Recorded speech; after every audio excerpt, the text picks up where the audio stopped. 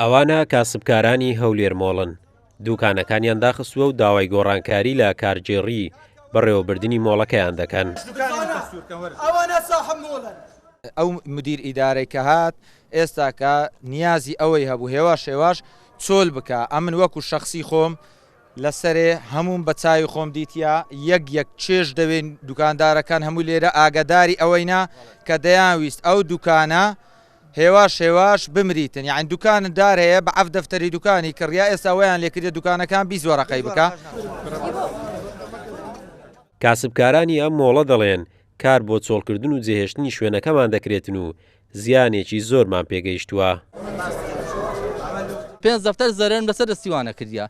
مۆڵستا ئەشای من نەستا بە ئەشایەکەم هەموو بووە دووکەڵ ئاوی هەریقی پێکات ئەشایەکان هەم فڕێدا هەموو شایەت حاڵن. جەلەرەکە کەترین توکان 70 تا وەرقەیە. هیچ ماوەڕێک حتى ئێستا. ماگێک پارەیان لە ماوەڕ دەکرد ماگ وەریان لەگە یعنی 4 ماگ تعویزیان لە مەکرێت ساریەکی 50 دلار چ نەبووە تعویزەکە. یعنی ئەگە بێتە سەر حەقیسە توکاندارەکان هەیە 20 دەفتەر هەیە 30 دەفتەر. ئەمە باش 6 دەفتەری بوو ئێستا فەرمووکە 3 ئائیلەمان لەسەر چ بکەین ینی قڕچێن دەرمان بەسەر خۆ بکەین ئەوەندەینا 20 توکان مایتەوە 20 توکان کەس ناوێری بێتە ژۆرێ لەکنیەکی لێ ناگەن ڕاوەستین چیەوە یانی ئەمە لە چێن دەرێ داوام دەکەین ئێرە چیە مۆڵە بازارە تێناگەین.